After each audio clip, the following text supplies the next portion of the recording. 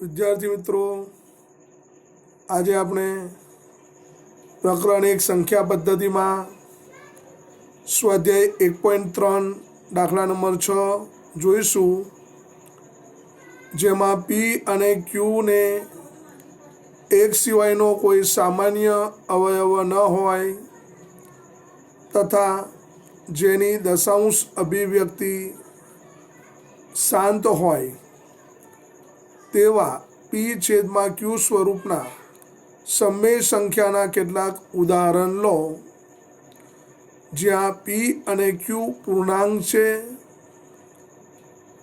અને ક્યુ બરાબર શૂન્ય નથી. શું તમે અનુમાન લગાવી શકો છો કે એના ગુણધર્મનું પાલન કરવું જોઈએ? ક્યુએ ના ગુણધર્મનું પાલન કરવું જોઈએ. અહીંયા આપણે ઉદાહરણ તરીકે લઈશું 1/2 બરાબર 0.5 1/5 બરાબર 0.2 1 બરાબર 0.1 1/4 બરાબર 0.25 1/8 બરાબર 0.125 1/16 બરાબર 0.0625 એટલે કે 625 10/17 1/25 એટલે 0.427 1/125 એટલે કે 0.8 1/625 બરાબર 0.16 1/20 બરાબર 0.5 1/50 બરાબર 0.2 વગેરે. પરંતુ 1/3 એટલે કે 0.333 એટલે કે 0.3 ઉપર બારની નિશાની 1/7 બરાબર 0.1,42,857 પુનરાવર્તિત થાય છે, એટલે બારની નિશાની 1/6 બરાબર 0.1666 એમાં 6 પુનરાવર્તિત થાય છે, એટલે 6ની ઉપર બારની નિશાની વગેરે. ઉપરોક્ત ઉદાહરણો પરથી અનુમાન થઈ શકે છે કે સમય સંખ્યા પી છેદમાં ક્યુમાં જો ક્યુને 2 અને 5 સિવાયના કોઈ પણ અવિભાજ્ય અવયવો ન હોય, 2 અને 5 સિવાયના કોઈ પણ અવિભાજ્ય અવયવો ન હોય તો અને તો જ પી છેદમાં ક્યુની દશાંશ અભિવ્યક્તિ શાંત સ્વરૂપની હોય. બીજા શબ્દોમાં કહી શકાય કે સમય સંખ્યા પી છેદમાં ક્યુની દશાંશ અભિવ્યક્તિ શાંત સ્વરૂપની ત્યારે જ હોય જ્યારે ક્યુ બરાબર 2⁵5 ગુણ્યા 5⁵n હોય, જ્યાં એમ અને એન પૂર્ણ સંખ્યાઓ હોય. બીજો દાખલો છે 7મો, જેની દશાંશ અભિવ્યક્તિ અનંત અનાવૃત હોય તેવી પણ સંખ્યાઓ લખો. તેવી 3 સંખ્યા લખવાની છે. અસમય સંખ્યાની દશાંશ અભિવ્યક્તિ અનંત અનાવૃત હોય છે. અસમય સંખ્યાઓ અસંખ્ય હોય છે.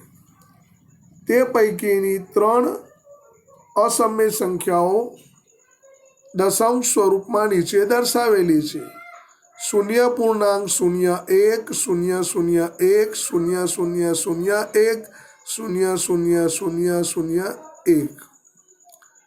બીજી સંખ્યા 0.02 002 0002 0002. એ રીતે 0.5 05 005 0005 શૂન્ય શૂન્ય શૂન્ય શૂન્ય 5 અસમય સંખ્યાઓ જેવી કે વર્ગમૂળમાં 2, વર્ગમૂળમાં 3, વર્ગમૂળમાં 5, 3 વર્ગમૂળમાં 10 વગેરેની દશાંશ અભિવ્યક્તિ હંમેશા અનંત અનાવૃત હોય છે. દાખલા નંબર 8 જોઈએ. સમય સંખ્યાઓ 5 અને 9/11ની વચ્ચે આવેલી 3 ભિન્ન અસમય સંખ્યાઓ શોધો. 5/7 બરાબર 0.714,285 બાર. 9/11 બરાબર 0.1181 બાર. આ બે અનંત આવૃત સમય સંખ્યાઓની વચ્ચે અસમય અસંખ્ય સંખ્યાઓ આવેલી છે. તે પૈકીની 3 અસમય સંખ્યાઓ અહીંયા દર્શાવેલી છે. એ પ્રમાણે લઈ શકાય. 0.720, 7,200, 72,000. 0.750, 7,500, 75,000. 0.780, 7,878,000. તો ઉપરોક્ત સંખ્યાઓની દશાંશ અભિવ્યક્તિ અનંત અનાવૃત હોવાથી તેઓ અસમય સંખ્યાઓ છે. હવે દાખલા નંબર 9. નીચેની સંખ્યાઓનું સમય અને અસમય સંખ્યાઓના વર્ગીકરણ કરો. પહેલી સંખ્યા વર્ગમૂળમાં 23 છે. વર્ગમૂળમાં 23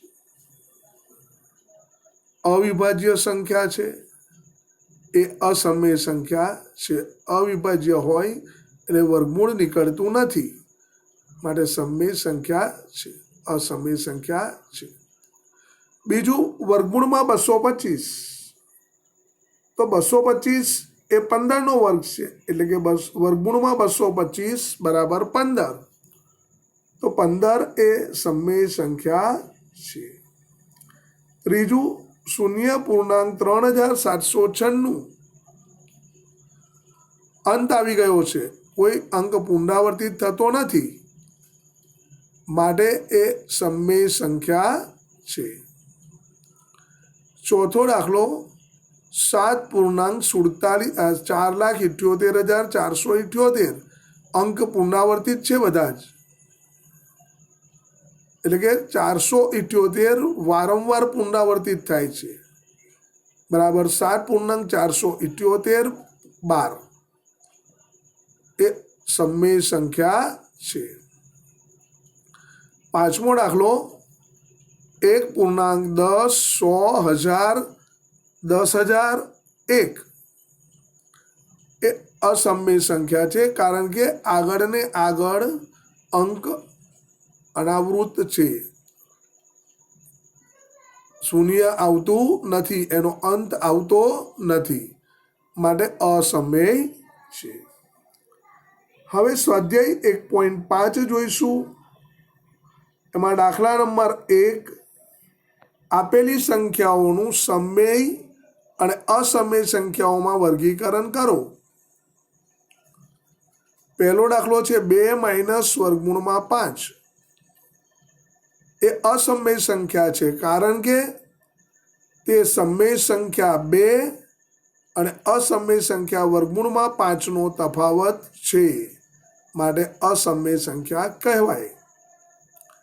બીજો દાખલો કૌંસમાં 3 + વર્ગમૂળમાં 23 કૌંસ પૂરો માઇનસ વર્ગમૂળમાં 23 બરાબર 3 + વર્ગમૂળમાં 23 માઇનસ વર્ગમૂળમાં 23 કૌંસ છોડ્યો, પ્લસ માઇનસ વર્ગમૂળમાં 23 રદ થાય, બરાબર 3. આથી કૌંસમાં 3 + વર્ગમૂળમાં 23 કૌંસ પૂરો માઇનસ વર્ગમૂળમાં 23 એ બે અસમય સંખ્યાઓ 3 + વર્ગમૂળમાં 23 અને વર્ગમૂળમાં 23 નો તફાવત હોવા છતાં સમય સંખ્યા છે. ત્રીજો દાખલો જોઈએ તો 2 વર્ગમૂળમાં 7 છેદમાં 7 વર્ગમૂળમાં 7, વર્ગમૂળમાં 7 કેન્સલ થાય એટલે 2/7 મળશે. માટે 2 વર્ગમૂળમાં 7 છેદમાં 7 વર્ગમૂળમાં 7 એ બે અસમય સંખ્યાના ગુણોત્તર સ્વરૂપમાં હોવા છતાં સમય સંખ્યા છે. ચોથો દાખલો, 1 છેદમાં વર્ગમૂળમાં 2 એ સમય સંખ્યા 1 તથા અસમય સંખ્યા વર્ગમૂળમાં 2 નો ગુણોત્તર હોવાથી અસમય સંખ્યા છે. પાંચમો દાખલો છે, 2π એ અસમય સંખ્યા છે કારણ કે 2 ગુણ્યા પાઈ 2 ગુણ્યા 3.1415 એટલે કે 6.2830 અનંત અનાવૃત દશાંશ સંખ્યા છે. અનંત અનાવૃત દશાંશ સંખ્યા છે. આગળનો દાખલો જોઈએ, સાદુરૂપ આપો. એમાં પહેલો છે, પહેલા કૌંસમાં 3 પ્લસ વર્ગમૂળમાં 3, બીજા કૌંસમાં 2 પ્લસ વર્ગમૂળમાં 2. કૌંસને જોડીએ તો 3ની સાથે 2 પ્લસ વર્ગમૂળમાં 2 જોડ્યા પ્લસ વર્ગમૂળમાં 3ની સાથે 2 પ્લસ વર્ગમૂળમાં 2 જોડ્યા. કૌંસનો ગુણાકાર કરીએ તો 3 દુ 6 પ્લસ 3 વર્ગમૂળમાં 2 પ્લસ 2 વર્ગમૂળમાં 3 પ્લસ 2 તરી 6 વર્ગમૂળમાં 6. બીજો દાખલો છે, પહેલા કૌંસમાં 3 પ્લસ વર્ગમૂળમાં 3, બીજા કૌંસમાં 3 માઇનસ વર્ગમૂળમાં 3. કૌંસ પૂરો. આપ જોઈ શકો છો, એકવાર પ્લસ એકવાર માઇનસ. પહેલું પદ સરખું છે, બીજું પદ સરખું છે, એકવાર પ્લસ એકવાર માઇનસ છે એટલે કે પૂર્ણ સંખ્યાના તફાવતના અવયવો છે.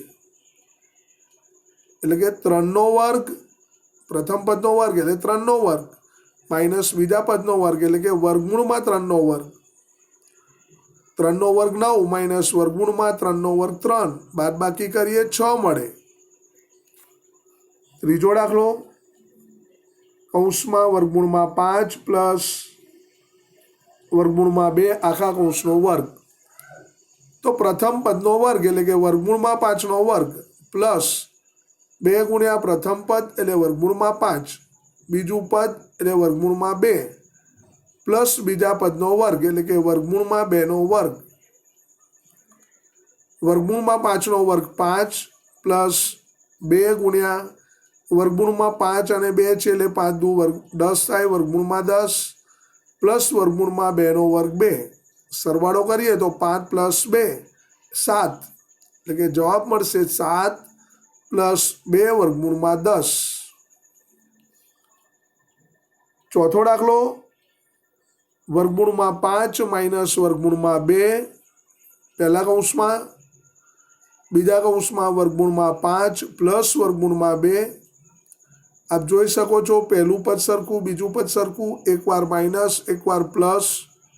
પૂર્ણ વર્ગ તફાવતની રીત એટલે કે વર્ગમૂળમાં 5નો વર્ગ માઇનસ વર્ગમૂળમાં 2નો વર્ગ, વર્ગમૂળમાં 5નો વર્ગ 5, વર્ગમૂળમાં 2નો વર્ગ 2 એટલે કે 5 માઇનસ 2 બરાબર 3.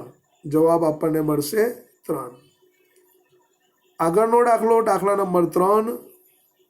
યાદ કરો કે પાઈને એક વર્તુળના પરિધ સી અને તેના વ્યાસ ડીના ગુણોત્તર તરીકે દર્શાવવામાં આવે છે.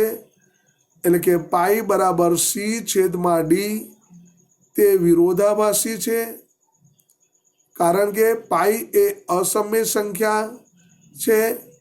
આ વિરોધાભાસનો ઉકેલ કેવી રીતે લાવશો? તો જોઈએ, પાઈને એક વર્તુળના પરિધ સી અને તેના વ્યાસ ડીના ગુણોત્તર તરીકે દર્શાવવામાં આવેલ છે. ક્રમિક વિપુલદર્શિતાની પદ્ધતિમાં આપણે જોયું કે જેમ જેમ વિપુલદર્શિતાની સંખ્યા વધારતા જઈએ તેમ તેમ વધુ ચોકસાઈ પ્રાપ્ત થાય.